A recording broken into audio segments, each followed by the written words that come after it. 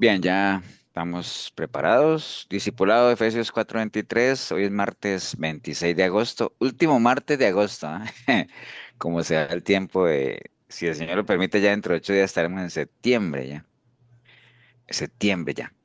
Pero bueno, darle gracias a Dios siempre por cada día, ¿no? Cada día que transcurre, cada día que nos permite vivirlo, disfrutarlo, Hoy estoy cumpliendo compartir. 49 años de casada.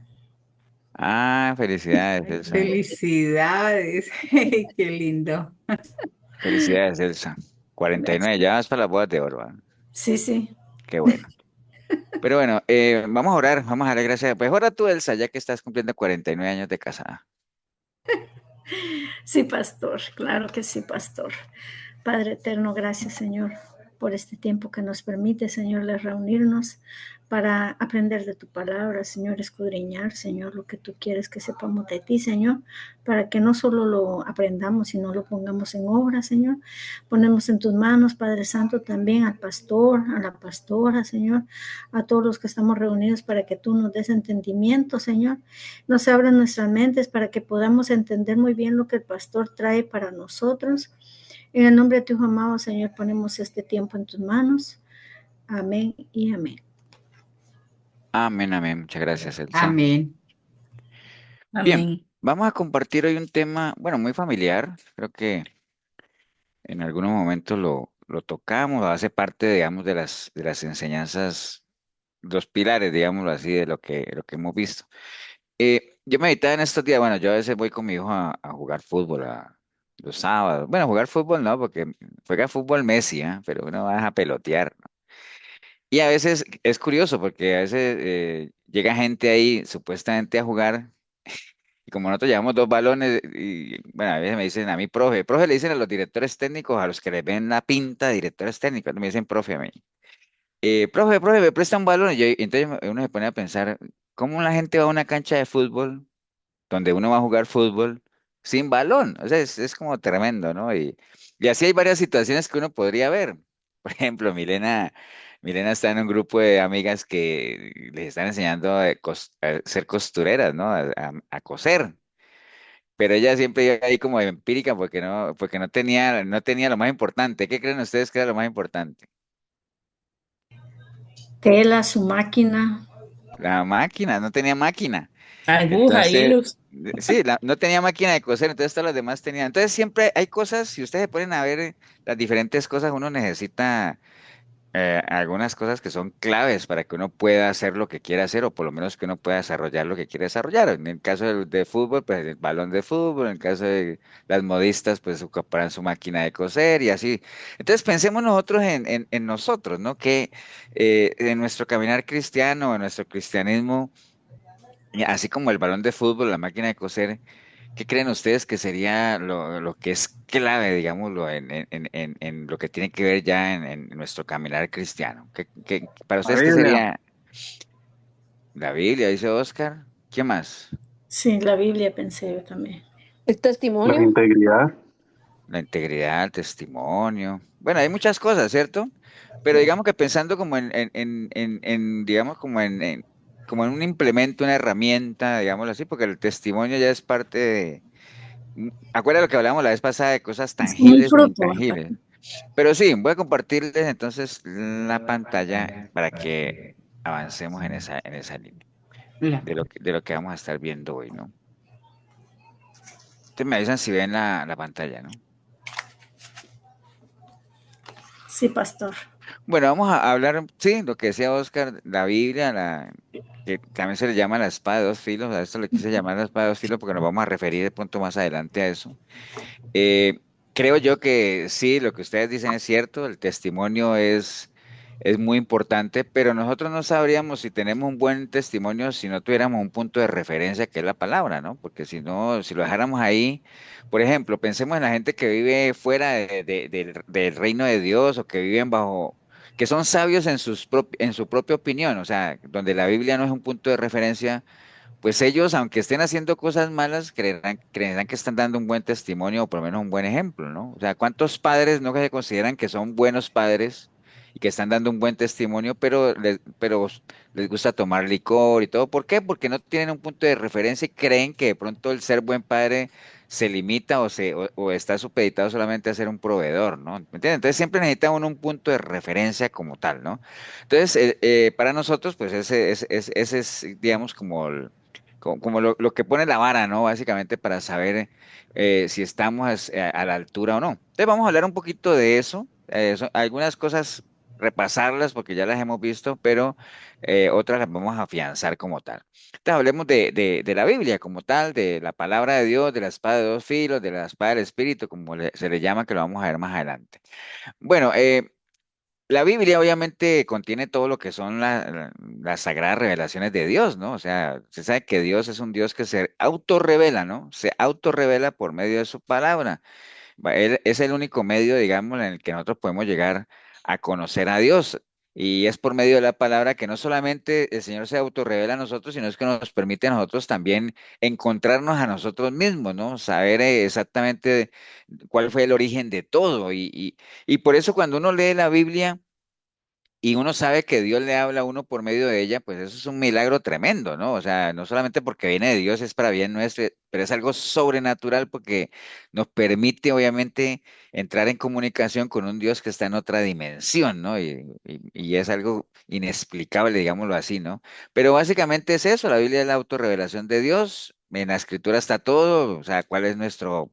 Bueno, los que son de Efesios saben el ejercicio que se hacía siempre de que aquí en la palabra está nuestro origen, propósito de vida y nuestro destino final como tal, ¿no? Básicamente todo está en la palabra, ¿no? Y la Biblia obviamente es la que nos expresa, digámoslo ahí, cuál es el estilo de vida, cuál es la verdad que nosotros deberíamos perseguir. Y cuáles son las pautas o los pasos que deberíamos transitar y que nosotros necesitamos vivir para alcanzar el propósito por el cual Dios nos ha creado, ¿no? Entonces, obviamente, ¿qué necesita uno para para que uno pueda caminar en pos de alcanzar el propósito de Dios para con uno? ¿Qué creen ustedes que necesitaría uno primero? Conocer el propósito, una Conocerlo, decisión. ¿cierto? Pero sí, conocerlo, porque digamos, es como que ustedes me pregunten a mí, pastor, ¿y usted al final ha logrado sus metas? Pero obviamente yo la única forma de saber si las he logrado es que me las haya planteado, ¿cierto? Y porque si no las he planteado, pues qué meta voy a lograr. Eso es como lo que hablamos en estos días de que uno no puede buscar lo que uno no sabe que se le ha perdido. Entonces uno tiene, en este caso es igual, uno tiene que conocer el propósito de vida y el propósito de vida está precisamente revelado en las palabras, en la palabra, ¿no? En las escrituras como tal, que es a la larga la que nos da a conocer y que podamos entender la voluntad de Dios, ¿no? O sea, y obviamente median una serie de cosas, ¿no? Necesitamos obviamente el Espíritu Santo, que es el que nos da convicción de la palabra y es el que nos guía. Nosotros a medida que nos vayamos metiendo, ¿cómo se llama eso cuando usted lee la palabra y usted a medida que más la lee, más la medita, más la entiende? ¿Cómo se llama eso? Escudriñando, pastor. Sí, digamos, Revelación de Crecimiento revelación. espiritual. Meditándola. digamos, cuando usted lee la palabra digamos, usted no entendía algo y después ya logra entenderlo, ¿cómo le podríamos llamar a eso? ¿Eso es una qué? Discernimiento. Discernimiento, Revelación progresiva. Eso, Chile, revelación progresiva, ¿no? O sea, es una revelación, ¿no? Cuando ustedes leen la palabra y ustedes entienden y comprenden realmente lo que Dios está queriendo transmitirnos a través de la palabra, es una revelación. ¿Y por qué es progresiva? Porque entre más uno escudriña la palabra, más va entendiendo. O sea, ustedes obviamente se hacen un balance de cuando llevaban 2 meses en los caminos del Señor y lo que entendían, y decían, no, es que no entiendo. Después cuando llevan un año, cuando llevan... Precisamente cuando en medio del mismo discipulado, cuando desarrollamos algunos temas, uno empieza a entender, y no solamente ustedes creerán que uno lo sabe todo, no, yo obviamente aprendo haciendo un mensaje, entiendo, porque siempre trato de asegurarme de entender lo que de lo que les voy a hablar, porque pues de eso es que se trata, ¿no? Y en medio de ese entendimiento uno crece, uno va obviamente progresivamente, porque eso se trata de la palabra progresivo. Progresivo es algo que va aumentando. ¿Se acuerda que les puse el ejemplo siempre de los lentes, ¿no? Que, por ejemplo, estos lentes que yo tengo son progresivos porque se supone que a medida que bajo la mirada hay aumento, ¿no? Ya ya los muebles, los lentes no son como antes, ¿acuerdan que eran, bueno, todavía los hay, bifocales, ¿no? Que tenían esa parte que era de aumento y uno tenía que bajar ahí. Pero bueno, eso es progresivo como tal, ¿no? Eh, bueno, básicamente el origen de todo, o sea, el Génesis, acuerda que la palabra Génesis quiere decir origen, se revela en las Escrituras. Ahí nosotros, desde el libro del Génesis, cómo empezó todo, hasta el libro del Apocalipsis, donde se nos manifiesta o se nos revela cómo va a terminar todo. Entonces, principio, fin, alfa y omega, ¿no? Por eso es que a Jesucristo se le conoce como el alfa y el omega, porque Él es el todo de la palabra, ¿no? Uno no puede creer que solamente la persona de nuestro Señor Jesucristo se hace presente en el Nuevo Testamento. No, pues obviamente vino físicamente, pero Él está desde Génesis 1:1, cuando dice que, ¿se acuerdan que en el principio solo era el verbo y el verbo era con Dios y el verbo era Dios, ¿no? Entonces, básicamente ahí se nos revela el origen de todo, ¿no? Y por eso es que el mandamiento de Juan 5:39 es clave. ¿Cuál es ese mandamiento? Escudriñar las escrituras, porque en él está Escudriñar, exacto, porque ahí está ¿qué, Gonzalo? la vida eterna. Exacto, así es. porque ahí está la vida eterna, ¿no? Pero recuerde, eso es un trabajo personal, ¿no? Eso nadie lo puede hacer por uno. Si bien uno puede escuchar prédicas, uno puede estar en discipulados como este, uno puede estar en grupos de formación y todo eso, pero a la larga es una responsabilidad personal el que uno escudriñe, que uno haga su parte también.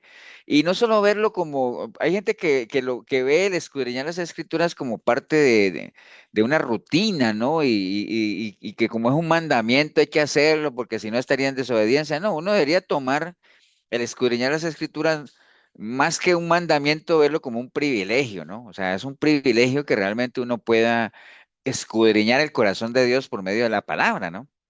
Y no solamente es un privilegio, debería verlo como un derecho y además como una obligación también. Ahora, ¿por qué un privilegio? Un privilegio porque obviamente imagínense ustedes, ¿no? Uno como hijo de Dios que ya el de hecho ser hijo de Dios ya es un privilegio. Acuerda que el Señor le dio la potestad a todos los que lo recibieron de ser hijos de Dios, es un privilegio.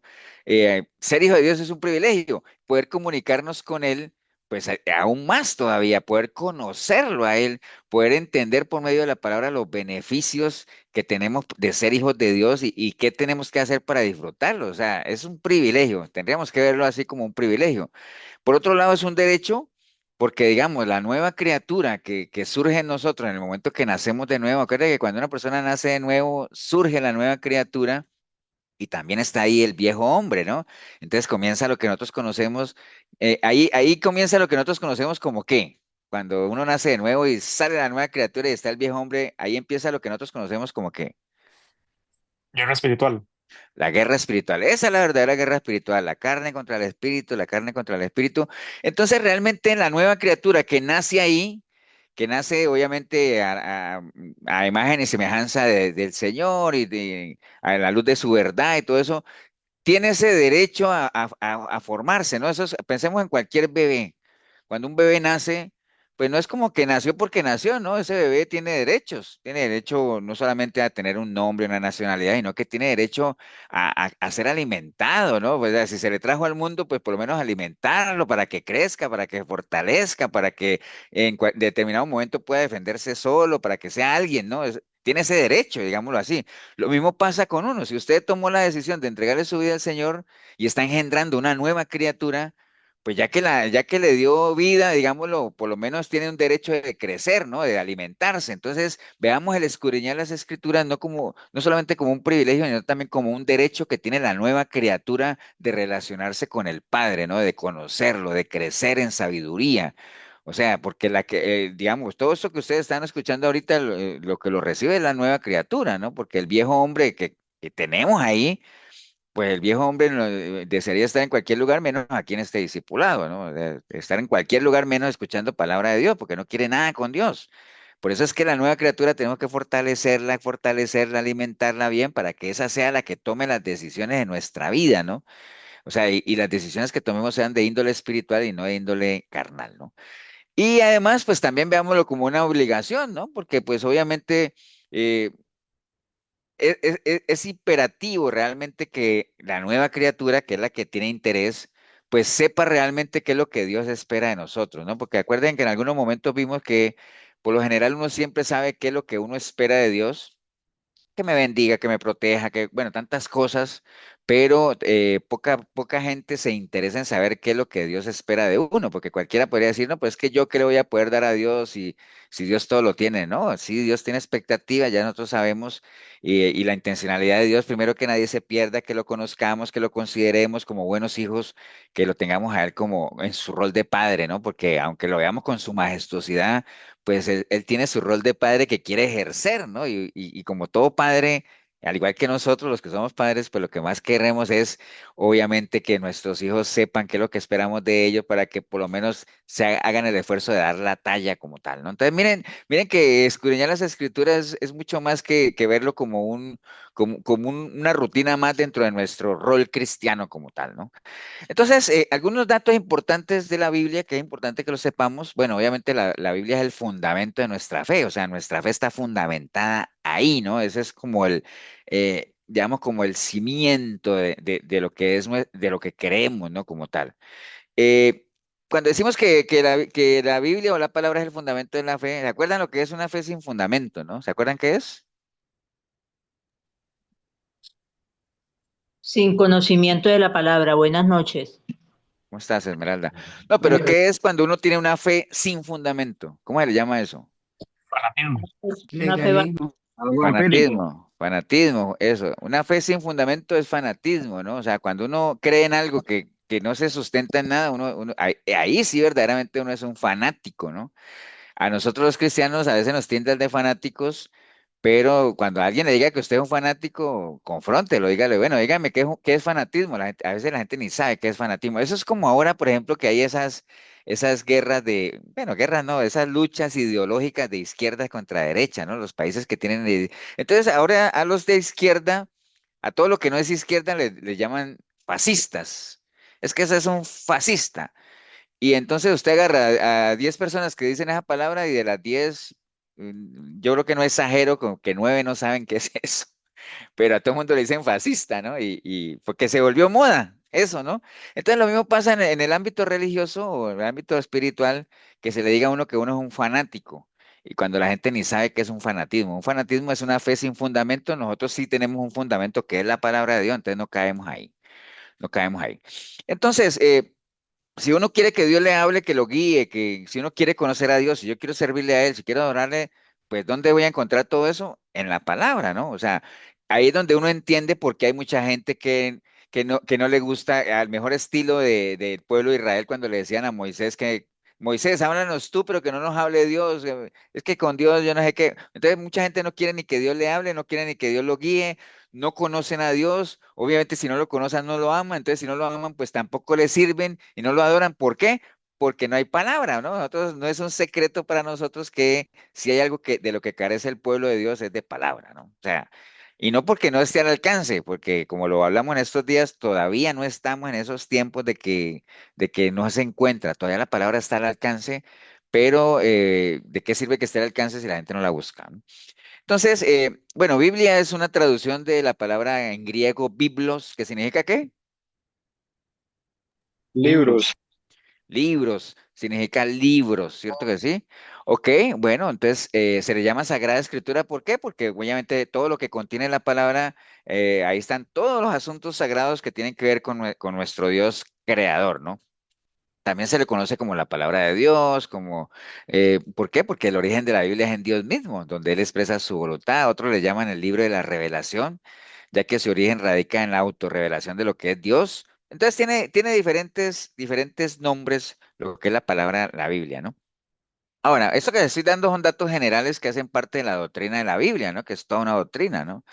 Pastor, Sí, antes señora. que continúes, resulta que entre las características o cualidades que estabas diciendo arriba, Ujú. habría una parte que uno podría decir que como respeto también es obligación, derecho, todo eso, pero como un respeto, porque ahora por las redes sociales, o sea, ya nosotros nos es más fácil buscarlo en un celular, la escritura, como estás diciendo, que es la palabra santa, santa, entonces. Y a veces también en las versiones, ¿no? Hay muchas versiones que a veces uno dice, bueno, ¿con cuál me voy?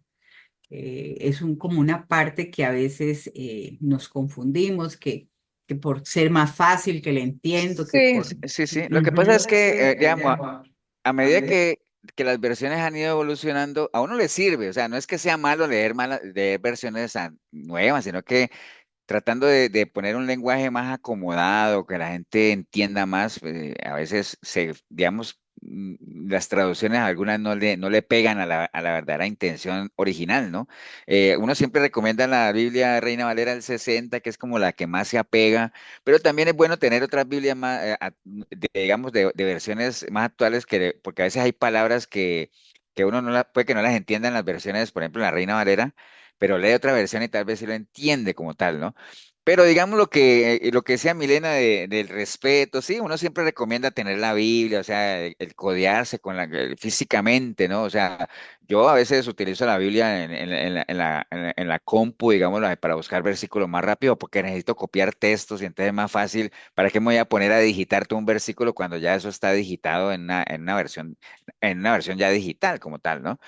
Pero sí, sí, el respeto como tal, a la palabra, pues todo lo que vimos arriba, un privilegio, una obligación, también mirarla con respeto, no, no en vano, acuérdese que Dios y su palabra son lo mismo, ¿no? Entonces hay gente que cree en Dios y no cree en la palabra, como lo vamos a ver más adelante. Pero sí, sí es cierto lo que dice Milena. Pero bueno, ¿quién fue el que escribió la Biblia? Bueno, la Biblia tal como la conocemos, toda esa es historia, ¿no? Fue recopilada por primera vez por allá en el siglo tercero antes de Cristo, ¿no? Dicen, obviamente 70 sabios judíos fueron invitados por ese rey que está ahí, Ptolomeo II, a acudir a Alejandría. Alejandría era una ciudad, un lugar muy famoso tenía bibliotecas muy, muy grandes, muy completas, ¿no? Entonces, ahí obviamente fueron convocados toda esta gente para que aportaran, digámoslo, a la historia de Israel como tal, y ahí comenzaron a recopilarse historias como tal, que es lo que hoy en día conocemos como el Antiguo Testamento, ¿no? Porque acuerde que el Antiguo Testamento se enfoca mucho básicamente en lo que es la historia del pueblo de Israel como tal, ¿no? Y la relación de Dios con ese pueblo como tal. Bueno, el Antiguo Testamento, o el Antiguo Pacto, como le quieran llamar, contiene 39 libros. Los primeros cinco se conocen como el Pentateuco, ¿se acuerdan? Pentateuco, o sea, Pentateuco significa cinco rollos, porque viene del griego pente, que significa cinco, y teuchos, que significa rollos. Entonces, Pentateuco básicamente es cinco rollos como tal. Y bueno, contiene, aparte de esos cinco libros, pues hay otros libros, hay más libros, ¿no? Los que escribieron los profetas mayores, que fueron cuatro, y los profetas menores, que fueron 12, ¿no? ¿Se acuerdan por qué hay profetas mayores y menores, ¿no? ¿Se acuerdan, no? Sí, Sí, porque pastor. unos Sí. escribieron más que otros. Correcto, entonces lo que distinguía entre un profeta mayor y uno menor no era el nombre como tal, ¿no? O sea, sino lo que escribieron. Básicamente algunos escribieron más libros, o por lo menos libros más largos que los otros. Entonces, por eso los profetas menores, a veces la gente se concentra en los profetas mayores, ¿no? Porque como tienen más libros, son los que más están en la mente como tal. Pero uno no sabe que hay un libro por ejemplo, el libro de Abacú, o sea, libros pequeños, Sofonías, bueno, todos esos libros que a veces la gente ni los mira, ¿no? O sea, ni los lee, ¿no? Pero bueno, el caso es que la palabra testamento significa pacto o alianza, que fue precisamente lo que Dios hizo con su pueblo. Por eso se le llama Antiguo Testamento, Dios hizo con su pueblo, y el Nuevo Testamento, o se le llama Nuevo Pacto, porque ya con la venida del Señor Jesucristo vino la conformación de un nuevo pacto, básicamente, ¿no? El primer libro es Génesis, el último del Antiguo Testamento es Malaquías como tal. Acuérdense que entre Malaquías y Mateo transcurrió, ¿cuánto tiempo transcurrió? 400 años. 400 años, que se le llama como los 400 años. ¿Qué caracterizó esos 400 años? El silencio de Dios. El silencio de Dios, ahí no se vio nada, Dios no se manifestó para nada, ¿no? Entonces, bueno, el Antiguo Testamento y el Nuevo Testamento eh, están ligados por el mismo origen y propósito. O sea, el origen, pues, es Dios, obviamente, creador, y el propósito tiene que ver mucho con la salvación como tal y y la redención de lo que Dios había creado, ¿no? Entonces, básicamente, lo liga a los dos eso, ¿no? El mismo creador, el mismo origen, o sea, en Dios, y el mismo propósito como tal que tenía que ver con la salvación del pueblo, digámoslo así. Y no es que estén separados, a veces la gente habla que el Dios del Antiguo Testamento y el Dios del Nuevo, no, Dios es uno solo, acordémonos eso. El Antiguo Testamento y el Nuevo Testamento se complementan, ¿no? O sea, uno es la sombra del otro, ¿no? El Antiguo Testamento hace mucho énfasis lo que habría de venir ya. Por eso es que hay muchas profecías que hablan de la venida del Mesías como tal, ¿no? Pastor, Entonces, sí, señora.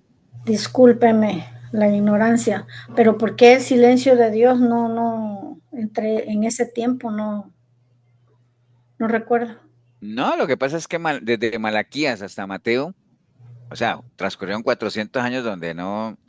O sea, básicamente no se tiene conocimiento de que haya habido nada, ningún escrito, o sea, fue una época en la que hubo total, sí, se le conoce como el silencio de Dios, digámoslo así, porque básicamente no hay ninguna manifestación, digámoslo, por lo menos, o por lo menos que se conozca, ¿no? En ese tiempo, digámoslo, de Dios con su pueblo, porque Dios siempre habían episodios sobre episodios. Acuerden que tuvo el Génesis, la expulsión, bueno, después vino el libro de Éxodo, la salida hacia la tierra prometida, vienen los escritos, el pueblo desobedecía, iban allí, iban, volvían en cautiverio a Babilonia, volvían y Entonces era como una secuencia de hechos, pero cuando llegó el libro de Malaquías, básicamente, pues la humanidad siguió normal, obviamente, pero no hubo ya ningún episodio en donde Dios tuviera participación, ¿no? Entonces ya obviamente cuando salieron los evangelios y salió Juan el Bautista y ya comenzó a anunciarse la venida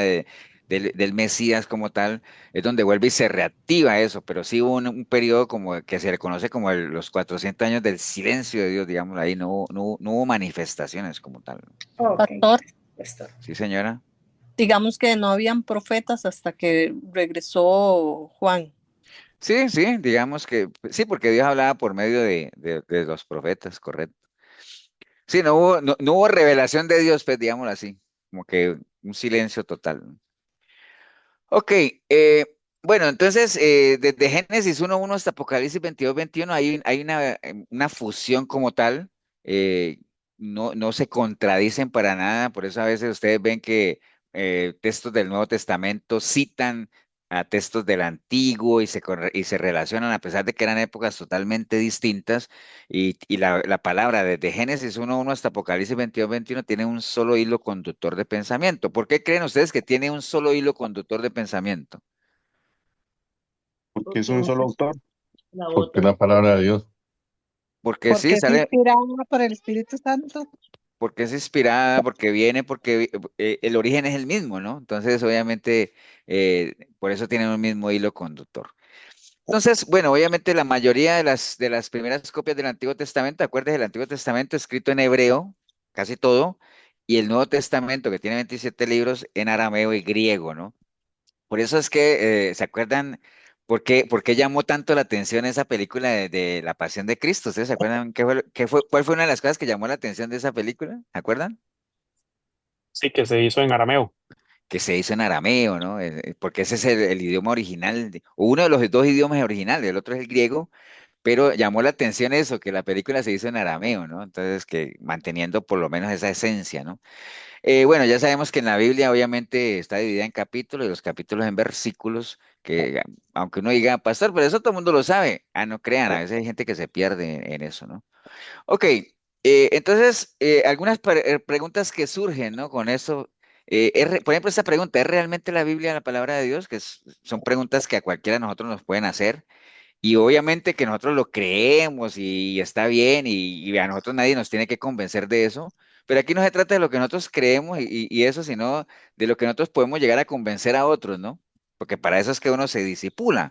Entonces, dependiendo de la respuesta que uno le pueda dar a alguien que le haga esa pregunta a uno, pues puede haber mucho en juego ahí, ¿no? Entonces, no solamente esa respuesta, esa pregunta va a determinar de qué manera uno mismo considera la Biblia, sino qué importancia tiene para la vida de uno, ¿no? O sea, ahí es clave eso. Acuerde que, y no solamente con la Biblia, ¿no? Haga el ejercicio con cualquier persona. Si a usted le preguntan, mira, y o alguien, alguna amistad que ustedes tengan, decir, mira, y esa persona sí es tu amigo, un ejemplo, ¿no? Entonces, la respuesta a esa pregunta va a depender mucho de lo que usted conozca de esa persona y lo que esa persona represente para usted, y para que usted pueda decir, sí, sí, es mi amigo. O usted Pas- analizando los dos puntos diga, no, viéndolo bien, no. Porque a veces, por ejemplo, si usted, usando ese ejemplo, esa analogía que acaba de hacer, a veces si uno dice, bueno, pensemos primero qué es un amigo.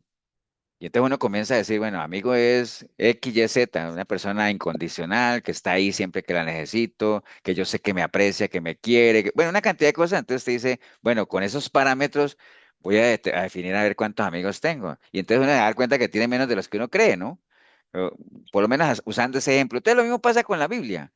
¿Qué es lo que yo considero que es la palabra y qué importancia tiene para mí? Y eso me va a permitir a mí contestar esa pregunta, si realmente la Biblia es la palabra de Dios como tal, ¿no? Entonces, si nosotros estamos plenamente convencidos de que sí es la palabra de Dios, el solo decir, sí, pastor, yo creo que es la palabra de Dios, bueno, eso ya, acuérdese que el conocimiento engendra responsabilidad, ¿no? Entonces, si creemos que realmente es la palabra de Dios, entonces deberíamos apreciarla, deberíamos estudiarla, deberíamos obedecerla y deberíamos confiar en ella, ¿no? Entonces, por eso, y les digo, y hago énfasis en esto porque hay gente que no le, que sí creen en Dios y sí, pastor, yo creo que la Biblia es la palabra de Dios, pero hay gente que no soporta una prédica, o por lo menos que se esté hablando de la palabra. Ahora, yo entiendo que si se están hablando tonteras y todo eso, uno diga, no, hombre, no tiene nada que ver con la palabra, entonces uno se aburra. Pero si está escuchando uno un mensaje de la palabra, uno no debería aburrirse, porque parte de lo que uno debería hacer es apreciar la palabra, ¿no? Entonces, acuerdan que alguna vez les conté que cuando yo empecé en el cristianismo, la hora de la música yo me la gozaba y la hora de la prédica, uy, que era terrible. ¿Por qué? Porque yo venía a la católica y acuerden que uno, en la católica uno no está acostumbrado a escuchar palabra, ¿no? Si acaso la lectura del evangelio y ni lo explican, ¿no? Pero así como escuchar una hora, una prédica, nosotros no estábamos acostumbrados a eso. Tuvimos que aprender a deleitarnos en la palabra, ¿no? Básicamente.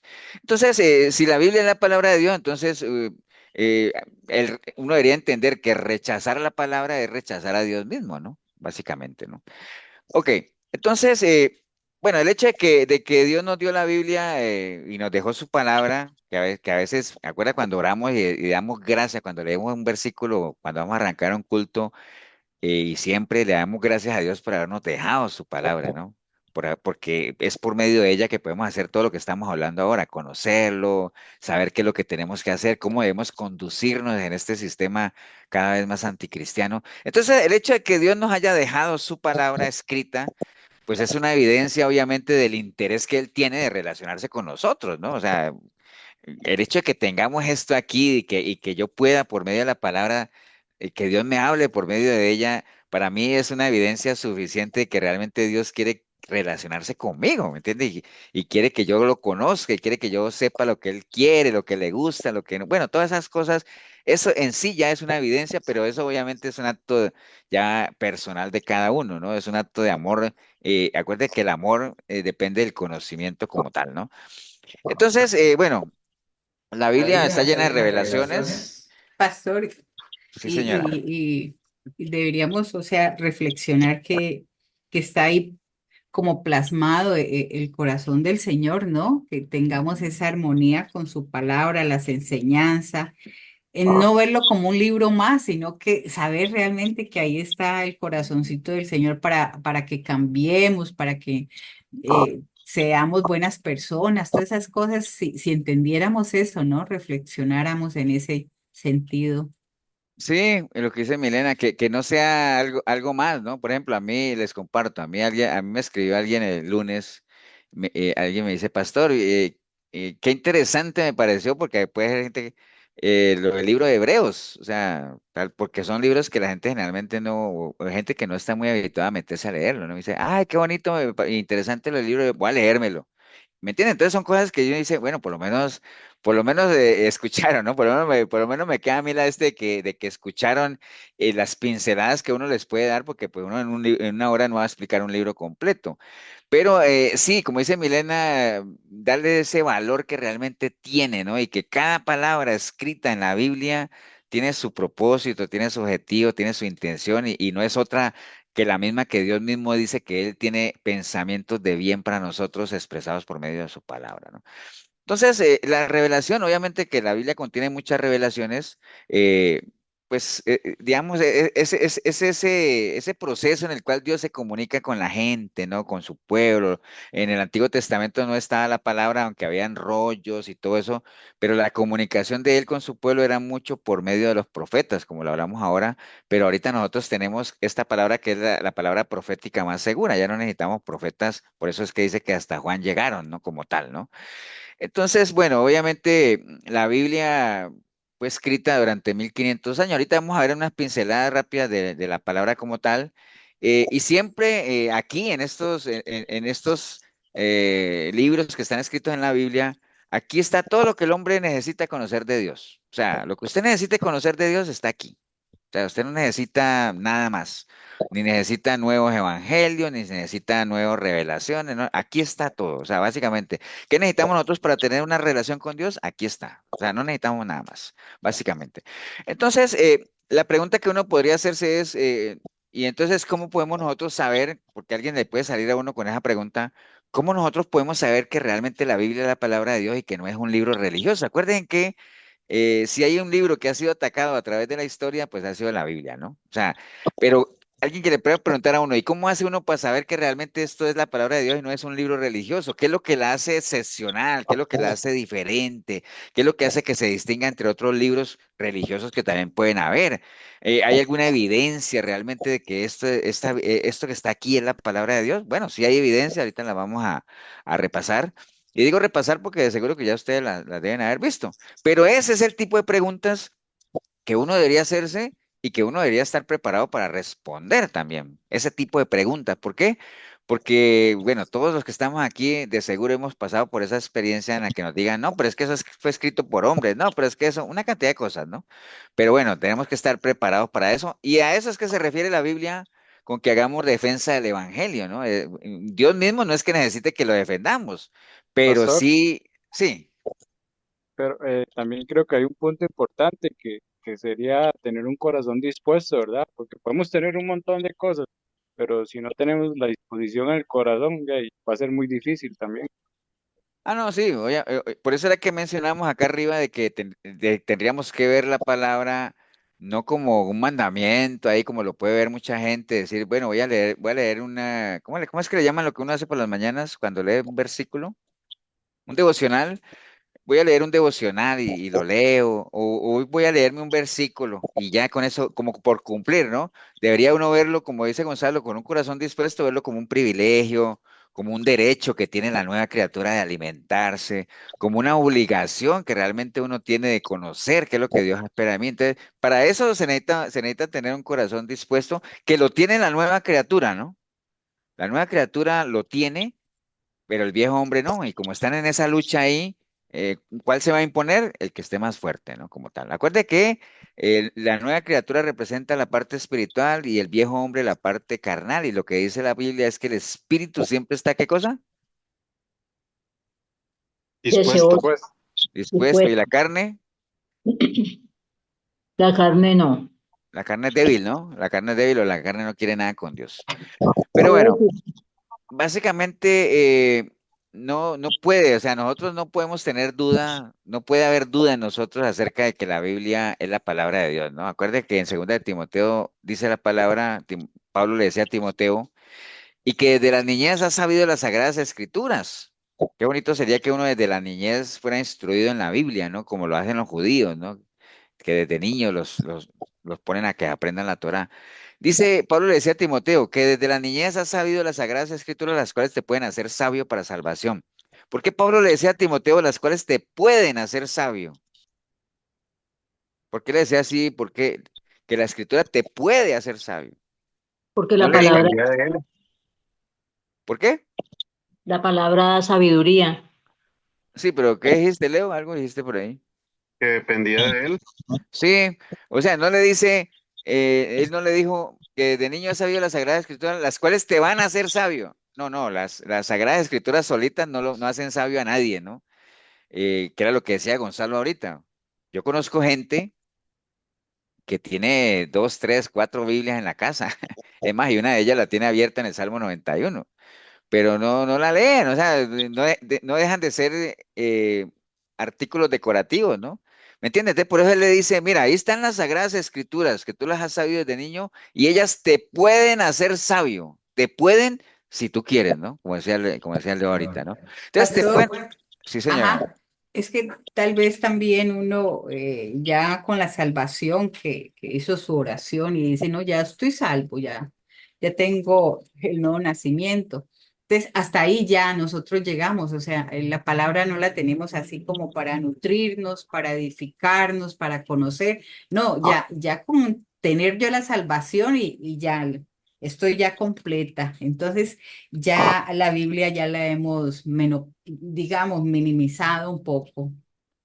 ¿Qué creen ustedes que pueda, bueno, no estoy diciendo que todos los casos sean así, pero en la mayoría de los casos una persona que le entrega su vida al Señor y no se mete a la palabra, sino que como ya le entregó su vida al Señor, ¿qué creen ustedes que pasa con esa persona o podría pasar? Se va enfriando. Bueno, si es que Descuida la salvación. si es que No alcanzó hay a calentarse, crecimiento, no hay crecimiento espiritual. no hay crecimiento. ¿Qué pasa cuando no hay crecimiento, Flori? De ahí pues no se aprende nada, no No se se llega a amar aprenderá. al Señor, Tú que, tú realmente que, tú que no se tienes llega un, a amar al tú, que- Señor. tú que tienes un lindo jardín en tu casa, ¿qué pasa cuando esas matas no crecen? Si no les echo agüita, se secan, Se secan y además, y si se secan, es imposible que den qué, Fruto. que den frutos. que den frutos, ¿no? Entonces, ¿qué pasa? Cuando una persona, como dice Milena, le entrega su vida al Señor, pero no se mete a la palabra, la información que va a tener aquí es la misma que tenía antes de entregarle su vida al Señor, ¿cierto que sí? Una mente carnal, porque es cristiano carnal. Y acuerden que lo carnal no quiere nada con Dios. Entonces, esa persona va a comenzar a vivir una vida cristiana sin ser cristiano. Y acuérdense lo que hemos hablado, no hay nada más cansón, aburridor, tedioso, difícil que tratar de caminar una vida cristiana sin ser cristiano. Entonces, esa persona, aunque esté pronto, y por eso es que uno entiende cómo hay gente que va a las iglesias pero, no, pero se aburren, o sea, no disfrutan, es que uno lo ve. O sea, yo estoy ahí al frente del púlpito viendo a todo mundo y yo sé que hay gente que no disfruta el estar ahí, pero entonces, ¿por qué van? Religión, ¿no? O sea, por la cuota religiosa de la semana. Entonces, uno sabe que hay gente que no disfruta. ¿Por qué? Porque tienen una mente carnal. Y acuérdate que lo carnal, el viejo hombre, lo carnal no quiere nada con Dios. Entonces están ahí, pero no quieren estar ahí. Y entonces, ¿me entiende? Entonces, y esas personas va a llegar un momento en que dejan de ir hasta que se salen. Y entonces, por eso es que dice que el perro vuelve al vómito y el que piensa como antes vive como antes. Entonces, si uno no entra en ese, por eso hablamos ahorita, ¿no? Si usted decide entregarle su vida al Señor y nace una nueva criatura, esa nueva criatura tiene derecho, o sea, tiene derecho a crecer, a alimentarse, ¿me entiendes? Si no, ¿para qué la hizo nacer? Eso es como cuando uno trae un hijo al mundo y uno no se hace cargo, entonces dice, mira, pero qué responsabilidad, o sea, si lo traje al mundo, por lo menos debería ayudarle lo mínimo para que crezca, para que se fortalezca, ¿cierto que sí? Por eso es que dicen, así como es una responsabilidad traer un hijo al mundo y no responder por él, también es una irresponsabilidad muy grande engendrar una nueva criatura y privarla de ese derecho que tiene de salvarse, ¿no? Porque el que peca defrauda su alma. Ok, ¿ibas a decir algo, Oscar, que me pareció que eso escuché o no? Bueno, Yo quiero decir algo. ¿Esmeralda iba a decir algo? Sí, en lo que está hablando usted de que cuando le compartimos a una persona y la persona dice, o yo por ejemplo me sentaba aquel día con un señor y yo le compartía y él me decía, yo creo en Dios. Él me decía, yo creo en Dios, pero no creo en los papeles. Ujú. Y, o sea, que no creía en la Biblia. Y yo le dije, pues, si uno cree en Dios y no tiene sustento, pues igual da, o sea, Dios Es que tiene un cuando usted le pase eso, que alguien le diga que usted cree en Dios, tiene que decirle, pero ¿en cuál Dios? Entonces dice, no, y en el único que hay. No, no, es que este mundo está lleno de dioses. ¿En cuál Dios? Dígame, ¿en cuál Dios cree usted? No, pues en no, pero ¿en cuál Dios? Entonces si él le dice, ¿en el mismo que cree usted? No, pero dice, no, porque yo creo en el Dios de la Biblia. Ah, no, yo también. Ah, bueno, entonces usted qué sabe del Dios de la Biblia, ¿qué sabe? Si usted no conoce Biblia, no sabe nada de ese Dios, entonces, ¿por qué cómo va a creer uno en alguien que uno no conoce? ¿Me entiende? Es muy fácil desarmar a alguien que te diga que cree en Dios, pero que no cree en la Biblia. Y Pastor, entonces, sí, señor. perdón, buenas noches. Yo, eh, a las personas que he escuchado que salen con ese comentario, ¿verdad? Que creen en el Dios, pero ¿verdad? Que en la Biblia no, o en los papeles no, son gente que con solo, bueno, si uno los conoce un poquito, es que chocan con la palabra de Dios, ¿verdad? Ujú, Entonces, ujú. pues de ahí no les conviene decir que creen en la palabra, ¿verdad? Es que acuérdense que ahorita, digamos, el plan original de Dios dice que Dios creó al hombre a su imagen, ¿cierto así? A su imagen y semejanza en lo moral y en lo espiritual. Ahorita, como a la gente no le conviene adaptarse a la imagen y semejanza de Dios, más bien lo que hace la gente es crear dioses a su propia imagen y a su propia semejanza, ¿no? Entonces, por eso vemos gente que dice, no, pero Jesús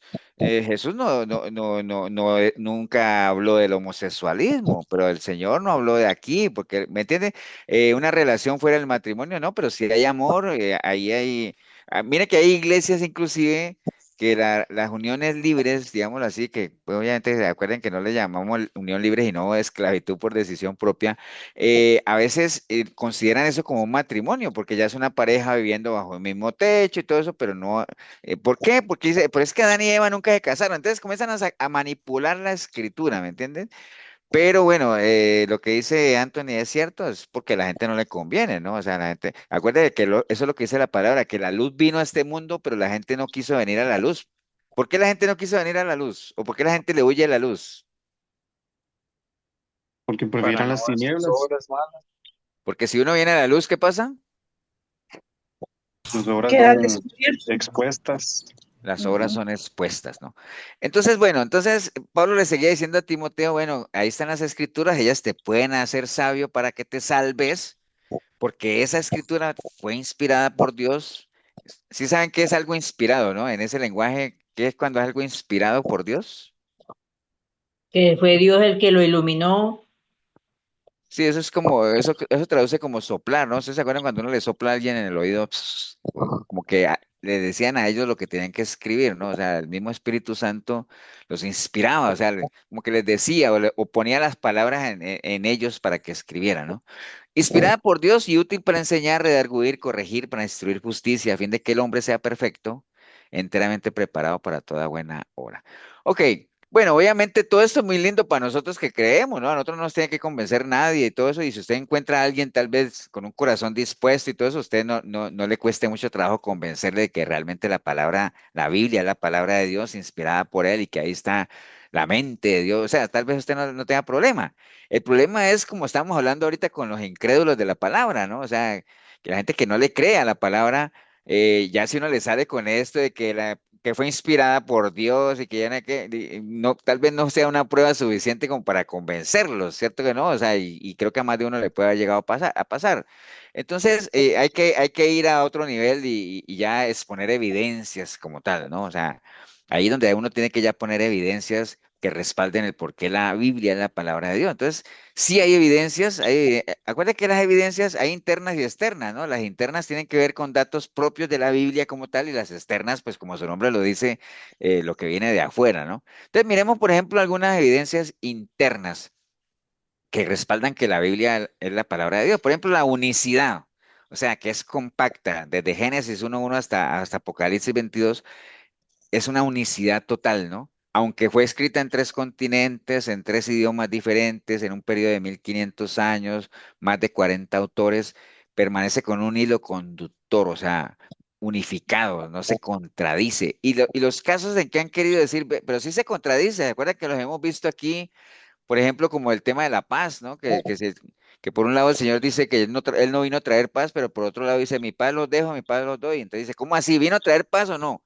No es que se contradiga, hay que leerla en el contexto y saber de qué está hablando. Entonces, pero todo tiene una defensa como tal, pero la Biblia en sí es un libro unificado de principio a fin sin contradicciones. Entonces, es único la unicidad, ¿no? Por otro lado, las profecías, cientos de profecías que están en el Antiguo Testamento, mesiánicas como tal, o algunas tienen que ver con destrucción de ciudades como tal, y básicamente algunas de ellas ya se han cumplido, muchas de las mesiánicas o todas las mesiánicas se cumplieron en la persona de nuestro Señor Jesucristo. Entonces, la Biblia contiene básicamente ese tipo de profecías que algunas de ellas ya se han cumplido, algunas están pendientes todavía como tal. Otro es el tema de la autoridad y el poder que tiene, ¿no? Básicamente, no es un secreto y la mejor evidencia sería la vida misma de uno, ¿no? O sea, hay incontables testimonios de personas que han sido transformadas con el poder de la palabra. A eso era que se refería Pablo cuando dice que yo no me avergüenzo de la palabra porque es poder de Dios, básicamente, ¿no? Entonces, esas son internas que tienen que ver con la Biblia. Un solo hilo conductor no se contradice a pesar de toda esa mezcla de autores. Contiene profecías, muchas de ellas cumplidas así, pero al pie de la letra, el poder que tiene básicamente para transformar por medio de todo lo que está escrito ahí, que es una guía completa de vida y de cambio como tal, ¿no? Entonces esas son algunas evidencias internas, pero también hay evidencias externas como tal, ¿no? Por ejemplo, los eventos históricos, o sea, aquí en la Biblia hay muchas cosas que se pueden ir a verificar. O sea, que historiadores lo han hecho. O sea, de hecho, en estos días estaba viendo, y ustedes no sé si lo han visto, de que ahí en el Mar Rojo han encontrado restos de carruajes romanos. ¿Han visto eso? ¿Han escuchado eso o no? No.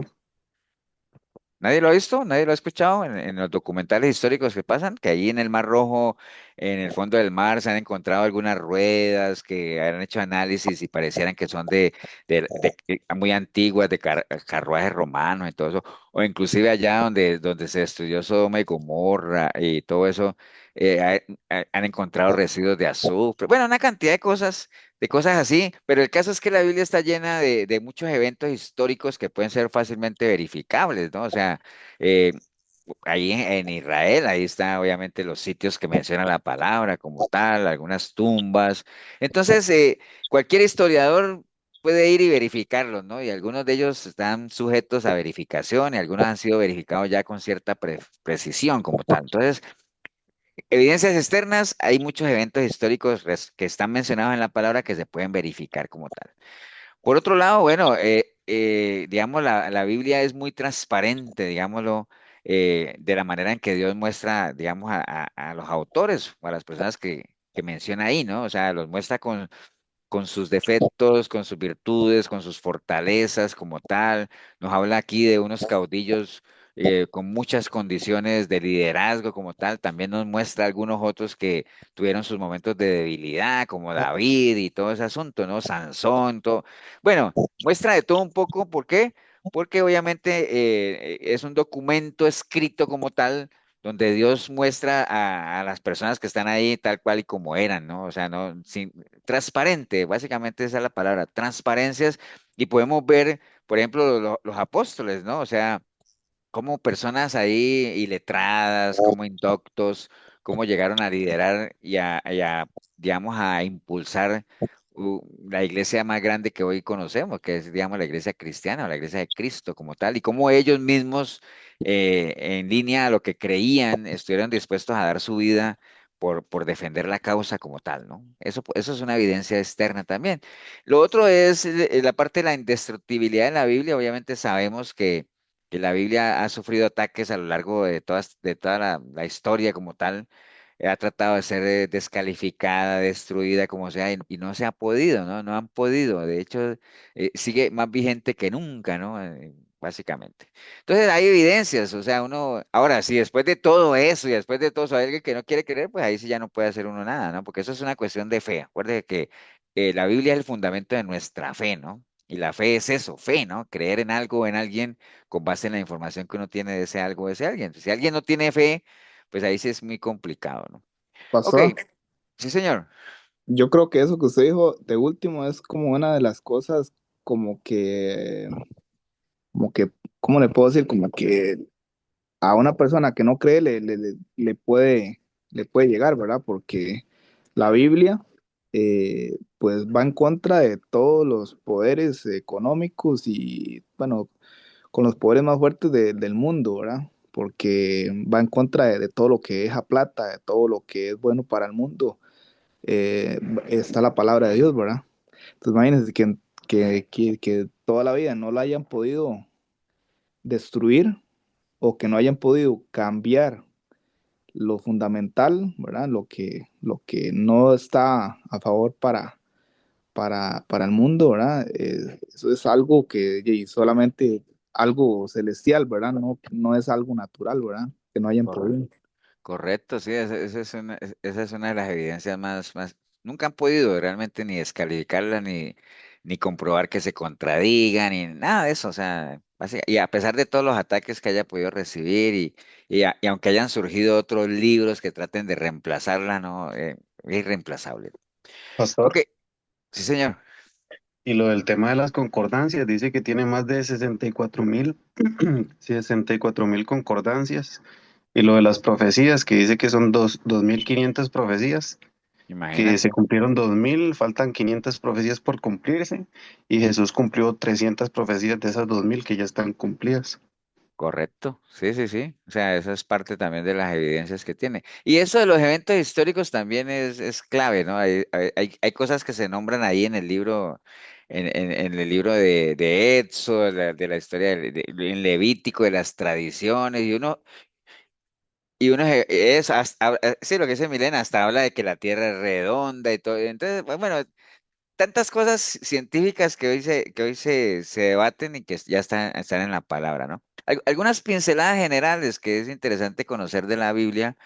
Por ejemplo, esto, la persona que Dios utilizó para escribir más libros en el Antiguo Pacto fue Moisés, que escribió 5, y en el Nuevo Pacto, pues fue Pablo, que escribió 14 cartas paulinas, ¿no? Son pinceladas de la Biblia. Bueno, como les dije ahorita, se escribió en un lapso de 1500 años, desde el 1450 antes de Cristo hasta el 100 después de Cristo, más o menos, ¿no? Se piensa que el libro más antiguo fue Job, por allá en el 700 antes de Cristo, que el libro de Malaquías se considera como el libro más reciente del Antiguo Pacto, 400 antes de Cristo. Por eso es que les decía aquí que, miren, Malaquías, que es el último libro, se escribió en los 400 años antes de Cristo. Y ya después viene Mateo, que fue el primero del Nuevo Testamento, ¿no? Entonces fueron como 400 años. El libro de Santiago fue escrito en el año 45 después de Cristo y podría ser de los primeros en el Nuevo Pacto. El libro de Apocalipsis sería el último libro de la Biblia, más o menos siguiendo un orden cronológico. El libro que tiene más capítulos es Salmos, con 150. El libro más corto es Segunda de Juan, que tiene 13 versículos. El capítulo más extenso es el Salmo 119, larguísimo, 176 versículos. El capítulo más corto es el Salmo 117, que tiene 2 versículos. El verso más corto es Juan 11:3. ¿Alguien sabe qué dice Juan 11:3? ¿Será que Jesús lloró? Jesús lloró. Juan 11, Juan 11 nombra toda la resurrección de Lázaro. Entonces, bueno, no sé si es 11:3, ahí creo que está mal. Vamos me llama la atención que sea tan bajito. Debe ser 11:30 y algo, pero no me voy a caer con la duda. Sí es Juan 11, porque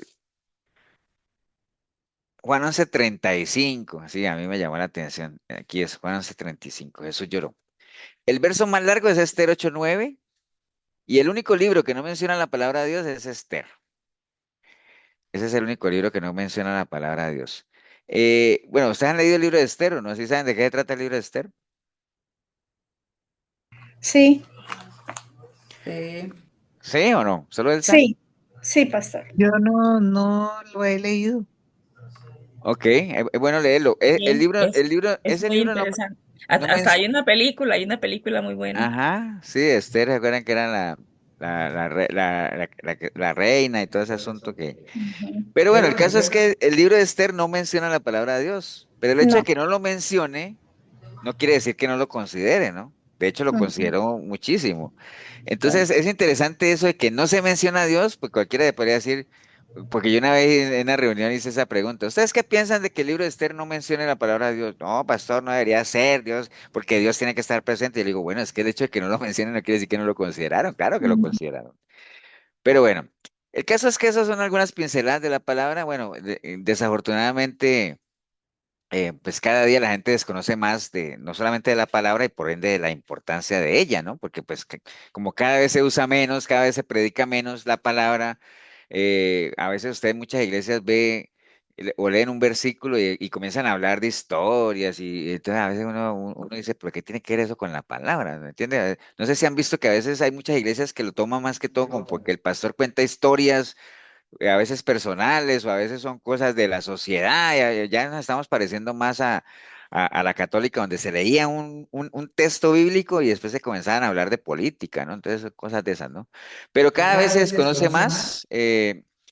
Y como les decía ahorita, la palabra de Dios ha tratado de ser ridiculizada. Mucha gente dice creer en Dios y no cree en la Biblia, como ustedes lo estaban mencionando ahorita, pero hay que recordar que Dios y su palabra uno es, la suma de la palabra es verdad. Bueno, estos son algunos versículos que tienen que ver con la importancia de la palabra, ¿no? O sea, compra la verdad, es decir, conozcamos la Biblia y una vez que la conozcamos, no la negociemos, no la vendamos, ¿no?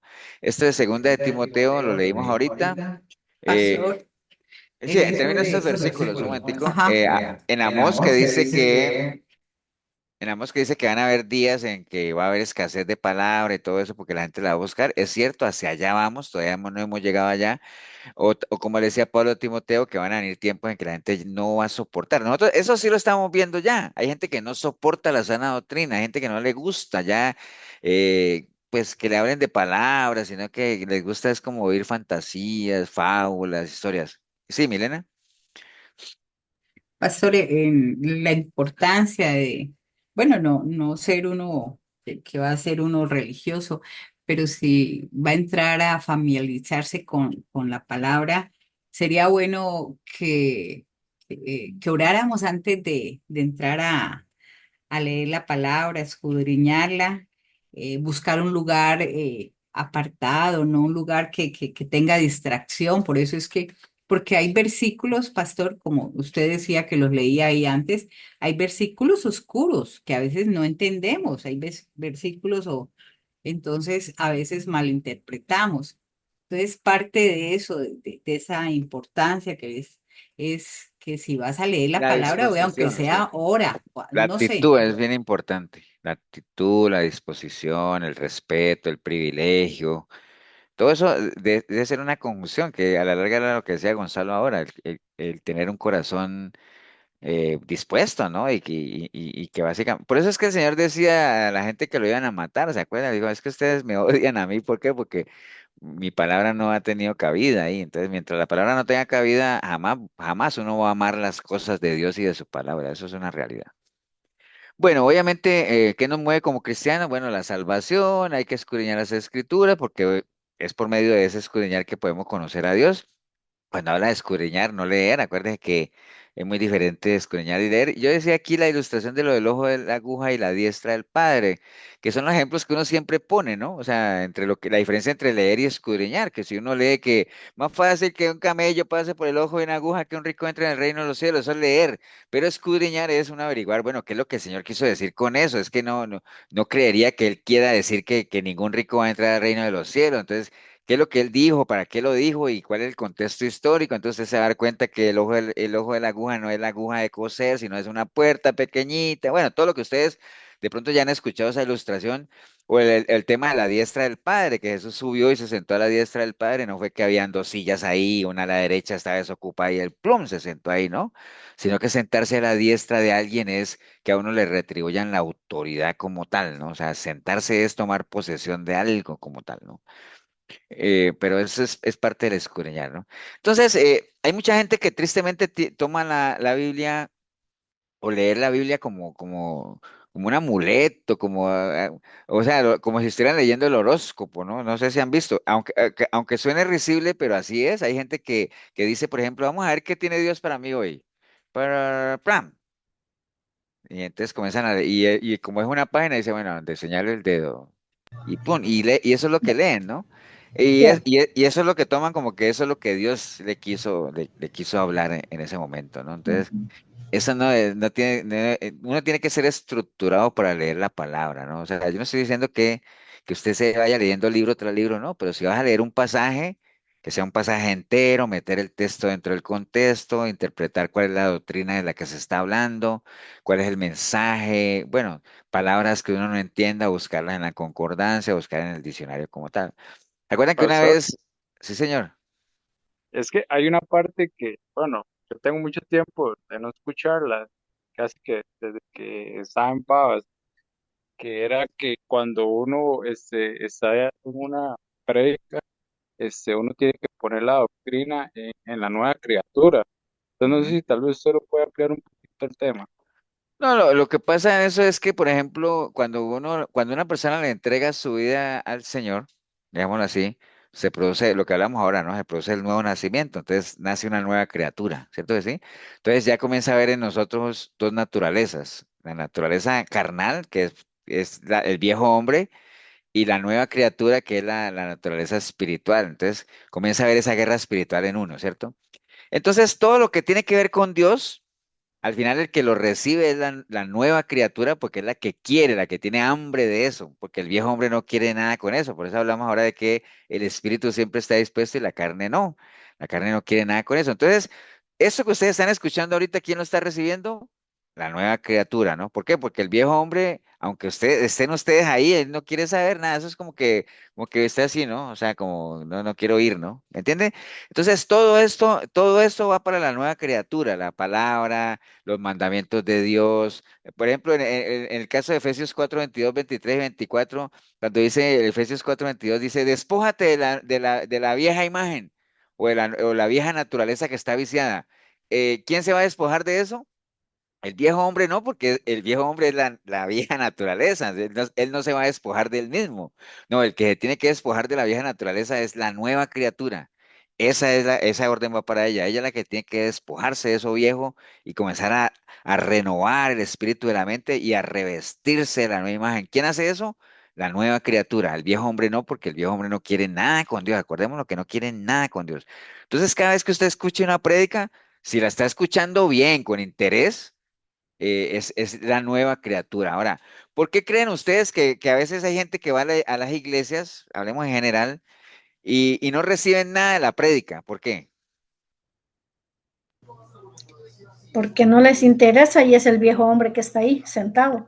Exacto, porque el que está ahí es el viejo hombre. Entonces él no quiere nada. Entonces, O porque esa no es han la nacido de razón. nuevo también.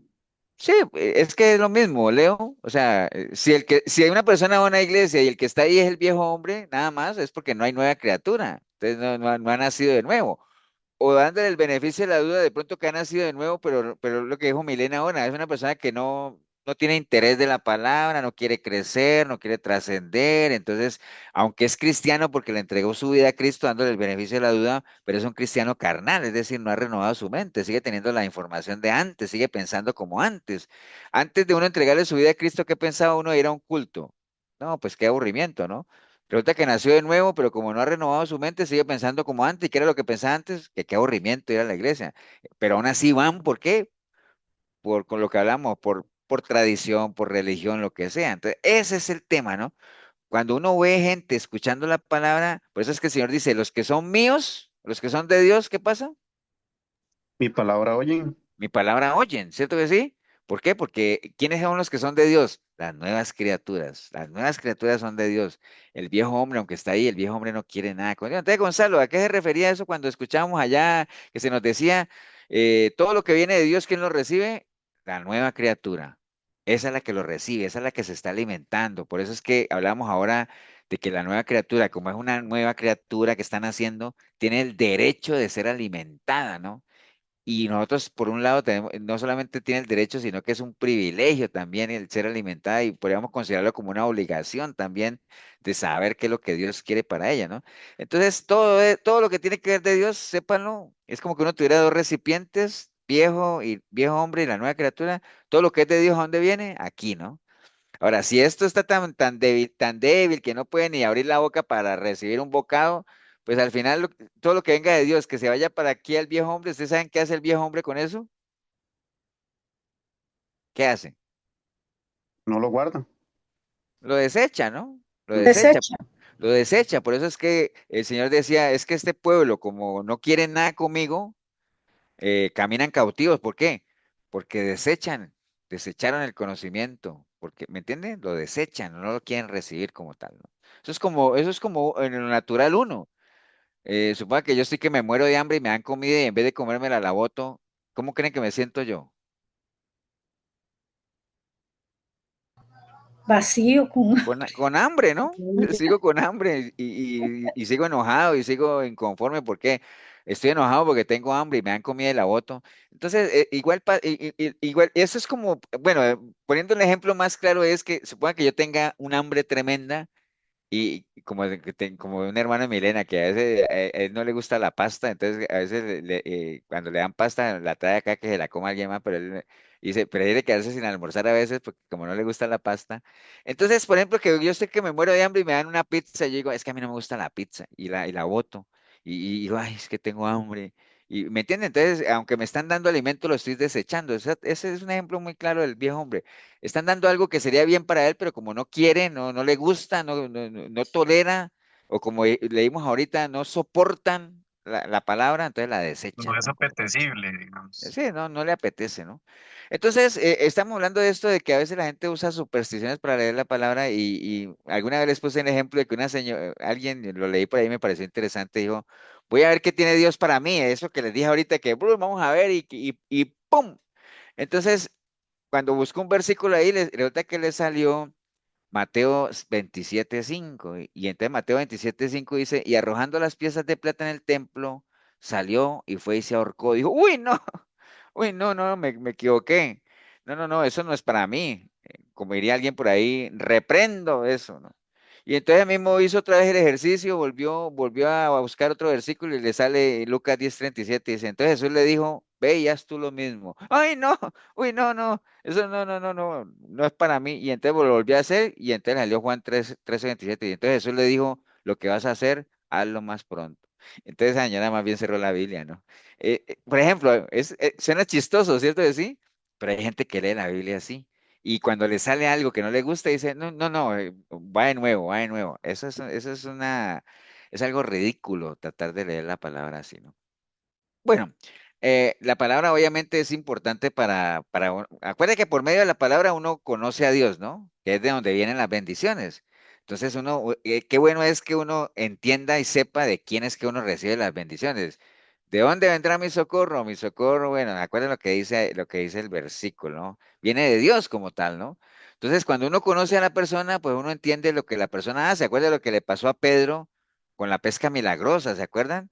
Él no era discípulo del Señor y más bien regañó al hermano y tú ve que otra vez con otro palabrero ahí entonces, cuando pasó lo que pasó, como él ya había escuchado palabra, porque acuérdense que lo primero que hizo el Señor antes de hacer el milagro de la pesca milagrosa, ¿qué fue lo que hizo el Señor?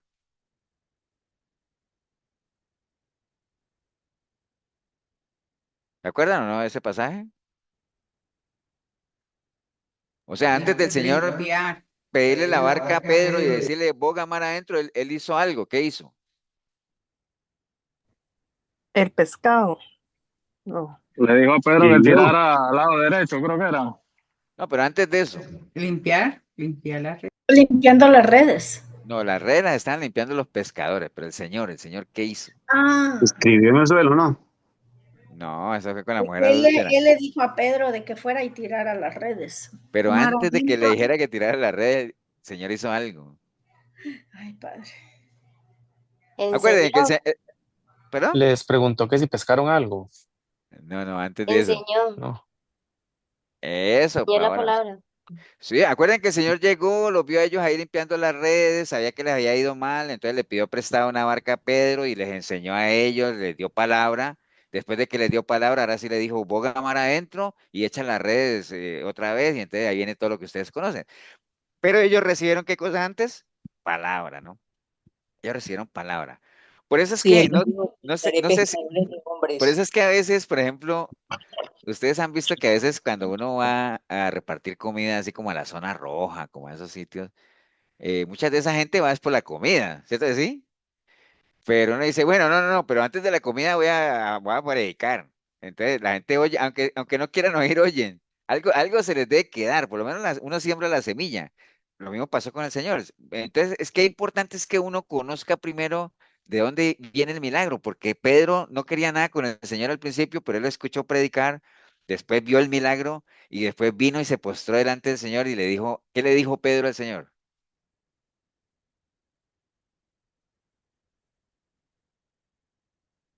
¿Se acuerdan o no? ¿Sí se acuerdan que Pedro no era discípulo del Señor? Simplemente él fue, tiró las redes, ya había escuchado la prédica y después él vino, se postró a los pies del Señor y él le dijo, Señor, algo le Te dijo. seguiré.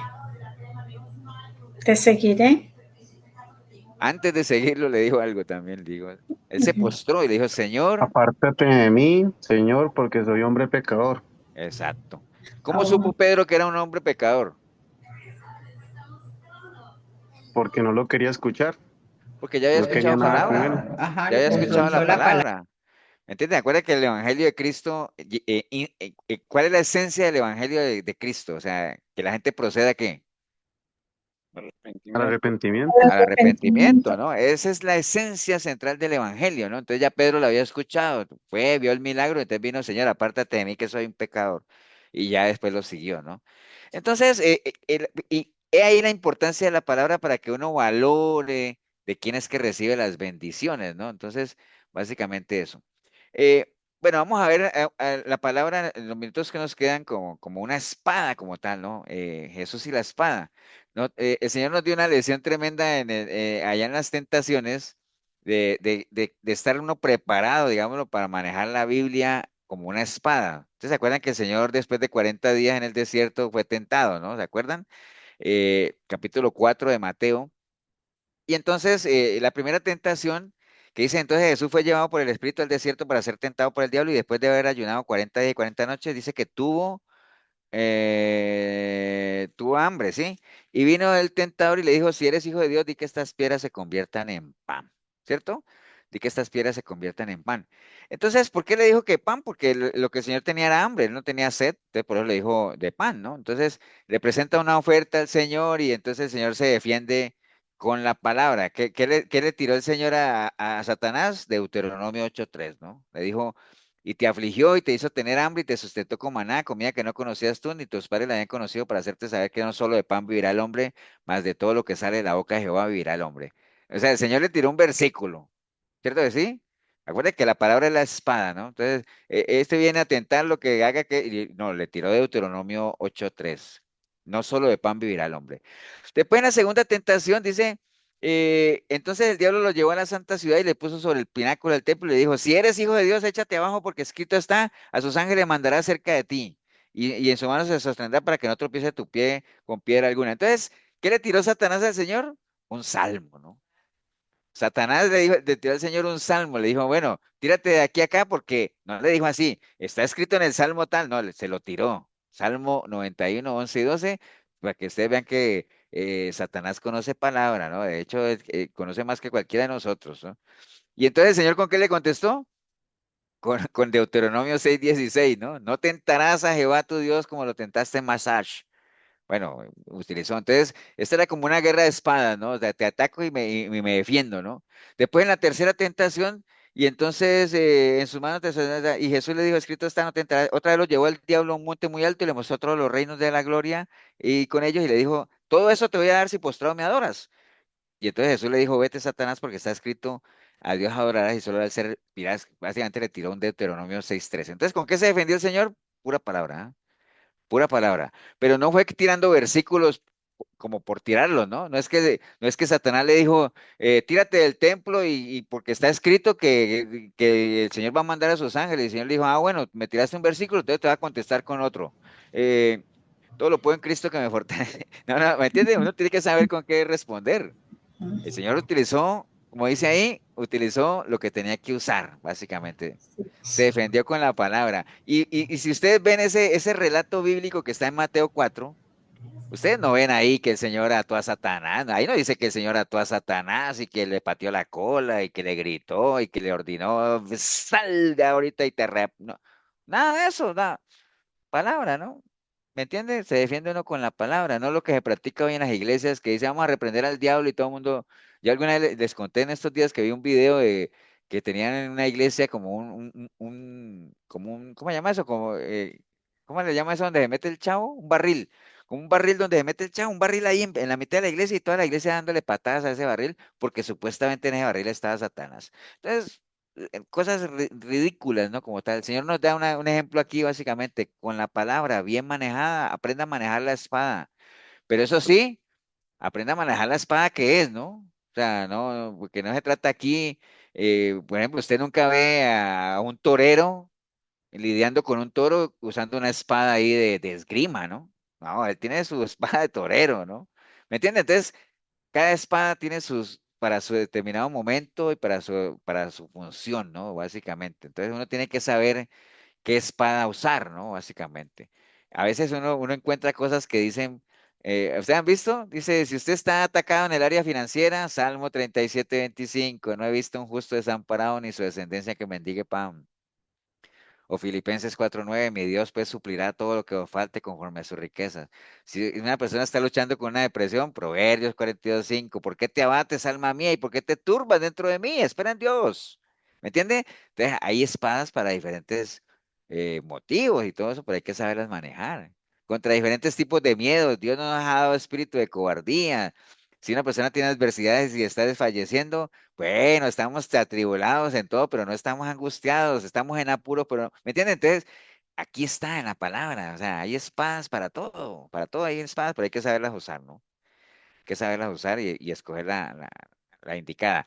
¿Y cómo sabe uno cuál es la indicada? Bueno, eh, ¿te han visto que uno va de un médico? Todos hemos ido a un médico y el médico lo primero que le dice a uno es, bueno, dígame, ¿qué lo trae por acá? ¿Qué lo trae por acá? Y entonces uno comienza a darle una cantidad de síntomas, decirles que me duele el estómago y viera que me da la garganta y que no sé qué. Y entonces el médico dice, sí, sí, no, no. Usted lo que tiene es yo no sé qué y ahí mismo le receta, ¿cierto? ¿Cómo hace el médico para hacer eso? ¿Cómo creen ustedes que hizo él para hacer eso así? Que uno le cuenta los síntomas y inmediatamente uno le dice, a veces hay gente que llama hasta al médico por teléfono. Es que doctor, viera que, no sé, siento como un ardor, un dolor en la cabeza y entonces dice, no, vaya a la farmacia y X, Y, Z. ¿Cómo lo hace? ¿Por qué creen ustedes que lo hace? ¿O Por el cómo hizo? conocimiento. Como él ha estudiado, tiene conocimiento de cuáles pueden ser los Sí, como síntomas y dice qué puede. Y por Mariana. los días, sí, por los síntomas. Sí, como dice Mariana y lo dijeron ustedes, por el conocimiento que tiene, ¿cierto? Eso no es gratis. Entonces, igual nosotros, ¿cómo sabemos qué espada usar? Por el conocimiento que tengamos de la palabra, ¿me entiende? Y a veces, a ustedes no sé si les ha pasado como a mí, que yo me acuerdo de un versículo, tampoco les voy a decir, sí, es que eso está en Mateo 10:35 o Job Pastor, 2:15, pero yo sé que está ahí, me acuerdo del versículo. Sí, Flori, es que estaba viendo ahí un versículo de Proverbios 4:8. Yo creo que es ujú. Salmos 4:8. ¿Cuál? En paz me acostaré y asimismo dormiré. Vamos a ver, Sí, es vamos, Proverbios 4, vamos, si Proverbio no es, de nada que ver. sí, es Proverbios Ah, entonces 4:8. es Salmo. ¿De Salmos? Salmos. Es Salmos 4:8. Salmos, Salmos, Sí. Salmos. Bueno, lo vamos a cambiar aquí. Sí, dice que eso es para ver si están poniendo cuidado. Ay, qué lindo él. Eso. Qué lindo. No, qué bueno, de eso se trata. Entonces, la próxima vez pongo escrito está. Bueno, entonces acuerden que a uno el conocimiento de la palabra no le llega por Wi-Fi. O sea, no le llega ni por, bueno, ahora ya ni Wi-Fi, ahora ni Bluetooth, ¿no? Eso hay que meterse, ¿no? Hay que meterse a la palabra, hay que perderse, no hay que entender y que nos pase a nosotros lo que le pasó a los discípulos diciendo, y que el Señor nos diga por medio de la palabra, digo, o que Flori esté leyendo algo y diga, es que no entiendo, y entonces ella sienta en su corazón que el Señor le dice, tranquila, Flori, esto no lo entiendes ahora, pero más adelante lo vas a entender, tranquila, sigue adelante. ¿Me entiendes? Entonces que uno pueda sentir eso también, ¿no? Ok, bueno, el verdadero poder de la palabra, obviamente, recuerden, eso no es tener Biblias abiertas en la casa, ni mucho menos, porque el poder no está en la Biblia en sí, sino en lo que contiene la palabra como tal, en el mensaje y en lo que uno puede entender de ella, porque de nada le sirve a uno leer versículos si no los entiende, eso es una realidad, ¿no? Y esa falsa enseñanza de que sí, declárelo con su boca y diga lo que se va a hacer realidad, no, eso no tiene nada que ver. La palabra de nosotros no tiene poder en esa línea como tal, ¿no? No, Básicamente es que lo que realmente tiene poder es la palabra de Dios, eso sí, básicamente. Sí, pero ya ve que muchos dicen, pastor, de que la boca, con la boca maldices y con la boca bendices. No, pero eso sí es cierto. O sea, con lo que con la palabra dicha uno puede bendecir o maldecir. Eso es una realidad. Pero una cosa, en el mejor sentido de la palabra, que es bendecir, ¿no? El buen decir, es decir, hablar bien de alguien. Eso sí, uno con la palabra sí puede hablar mal de una persona, y chismes y todo eso sí es cierto. Ahora cuando dice que la lengua mata y todo ese asunto, es que uno, vea, un buen chisme puede matar una relación, pues. Es más, puede matar un ministerio, una falsedad y todo eso. Entonces hay que tener mucho cuidado. Bueno, la palabra recibe varios calificativos, como lo hemos visto. Acuérdense que el Salmo 119 dice que es lámpara a nuestros pies. Pablo, dentro de la armadura de cristiano, dice que es la espada del Espíritu. ¿Se acuerdan que eso lo estuvimos viendo por allá? Y Pablo, obviamente, conocedor de la cultura romana, sabía muy bien de lo que estaba hablando, ¿no? Eso también ya en algún momento lo vimos. Jeremías 23, 29 dice que no es mi palabra como fuego, dice Jehová, y como martillo que quebranta la piedra. Él utiliza ahí dos términos para referirse a la palabra. Por un lado el fuego y por otro lado utiliza la palabra martillo, ¿no? Entonces, eso del fuego es curioso, ¿no? A veces, no sé, y sí pasa, ¿no? O sea, que a veces alguien predica así muy y dice, uy, pastor, hoy predicó con fuego. Uy, entonces, ¿qué? ¿Y las otras veces, entonces, qué? ¿Las otras veces no había fuego, o qué? Entonces, y la gente asocia también eso del fuego con la emoción, el estado de ánimo, el emocionalismo que le pone, y dice, wow, es que salió fuego ahí. Eso no tiene nada que ver con eso, ¿no? El verdadero poder del fuego, espiritualmente hablando, es otro, o sea, que la palabra realmente cumpla para lo cual el Señor la ha mandado, para purificar, para transformar, ¿me entiende? Que nos ayude en eso, básicamente a santificarnos cada día más, ¿no? A eso se refiere básicamente que es fuego. Y cuando habla de martillo, pues usted ya eso lo hemos visto varias veces, golpe repetido como tal, pero bueno, en sí, obviamente golpe repetido que de tanto dar y dar al final, acuerde que la gota de gota en gota perfora la roca, ¿no? Pero, como dice número 8:4 dice, y esta era la hechura del candelero, de oro labrado a martillo, desde su pie hasta sus flores era labrado a martillo, conforme al modelo que Jehová mostró a Moisés, así hizo el candelero. Entonces, cuando está hablando ahí en números de la hechura del candelero, de martillazo y martillazo, bueno, nosotros sabemos que el martillo no solamente es para golpear como tal, sino también para moldear, ¿no? Hay gente que a punta de martillo moldea como tal, ¿no? Y de eso se trata, que la palabra en nuestra vida nos sirva para moldearnos, ¿no? Para agarrar la forma que realmente el Señor anhela que nosotros tengamos, ¿no? En Lucas 8:11 también pues habla de que la palabra es la semilla de Dios y bueno, todo lo que tiene que ver con la siembra y la cosecha. Acuerden que la semilla de Dios toda semilla necesita una buena tierra para poder germinar. Entonces la palabra es la semilla, la tierra somos nosotros, nuestro corazón, y entonces tenemos que hacer nuestro esfuerzo, digámoslo, para dar la talla, ¿no? Porque la semilla no tiene problema, la calidad de la semilla está garantizada, pero nosotros tenemos que dar la talla en ser buenas tierras para que la semilla pueda dar su fruto. Y esto que fue como arrancamos arriba de que la palabra es como una espada de dos filos, ¿no? Entonces dice, y aquí sí quería irme un momentico en la palabra, porque está en Hebreos 4:12 al 13, Hebreos 4 del 12 al 13, porque digamos, aquí donde dice que la palabra es viva y eficaz y más cortante, y empieza con un conector que llama porque, ¿no?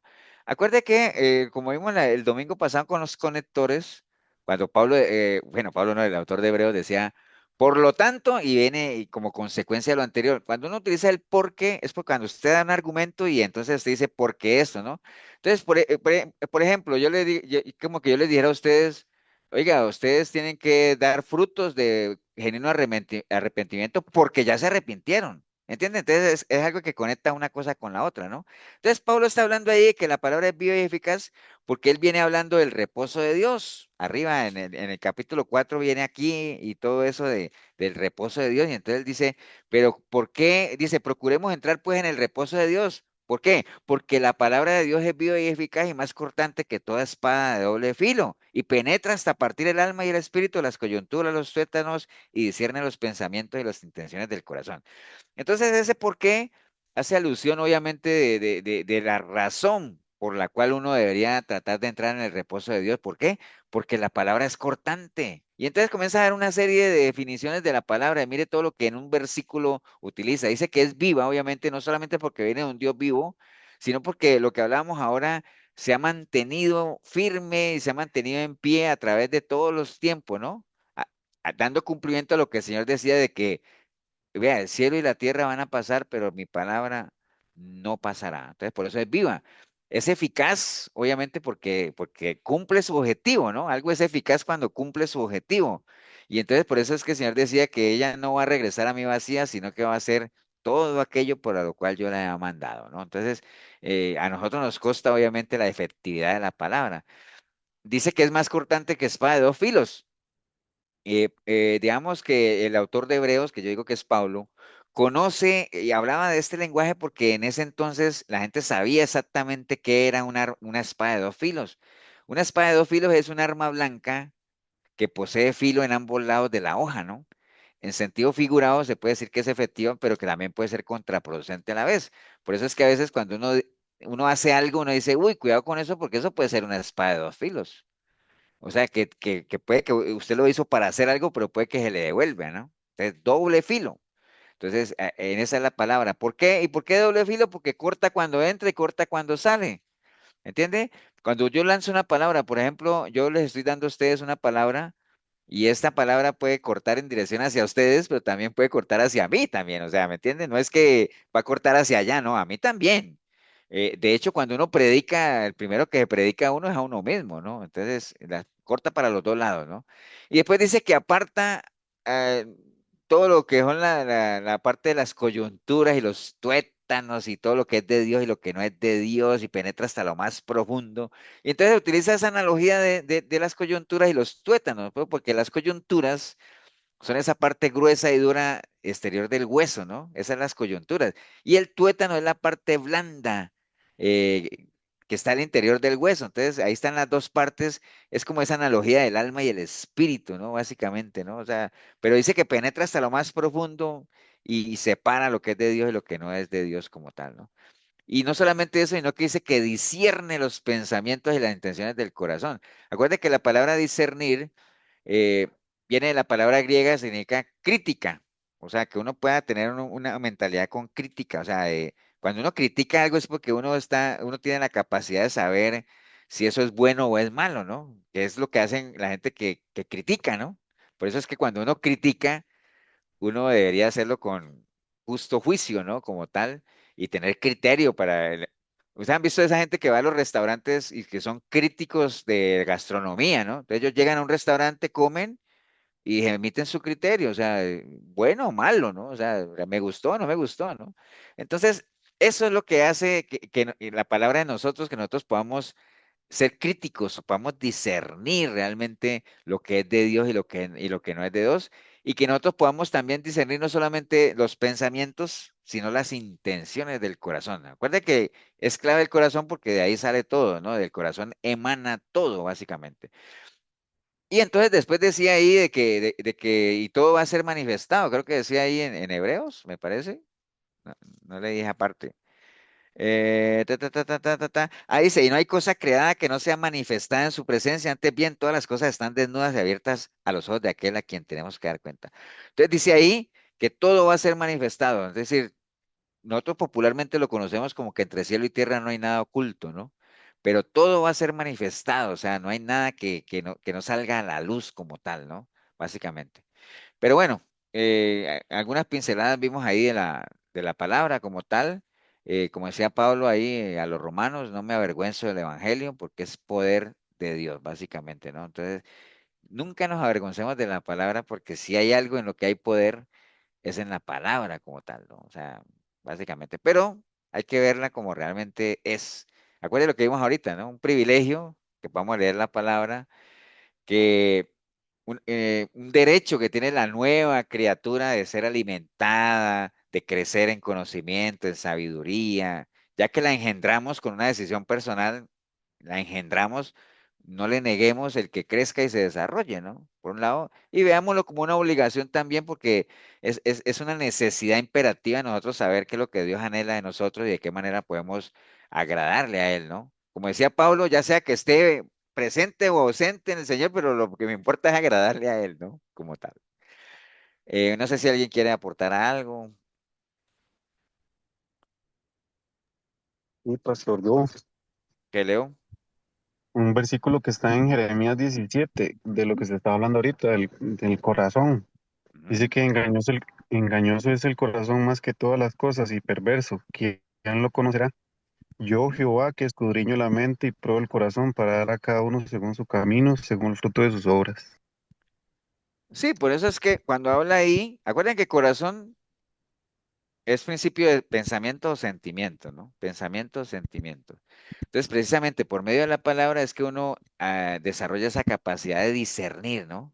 Para saber cuáles son las intenciones del corazón. Discernir, porque la palabra penetra hasta lo más profundo, separando lo que es de Dios y lo que no es de Dios. Entonces, uno tiene que tener esa capacidad de discernir si algo es de Dios o no es de Dios. ¿Por qué?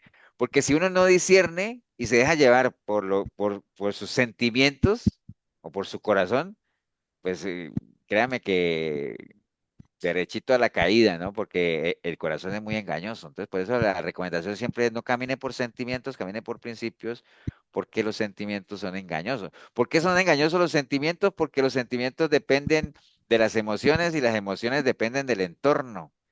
Si el Ajá. entorno es favorable, yo voy a estar contento, feliz, alegre, pero si el entorno no es favorable, voy a estar triste, enojado y entonces voy a estar cambiando porque el entorno cambia. Entonces, por eso no hay que dejarse llevar por los sentimientos, sino más bien por los principios. Y dentro de los principios, lo que enseña la palabra es que uno debe estar gozoso, es decir, uno debe gozarse con lo que tenga, independiente de lo que tenga y tener contentamiento.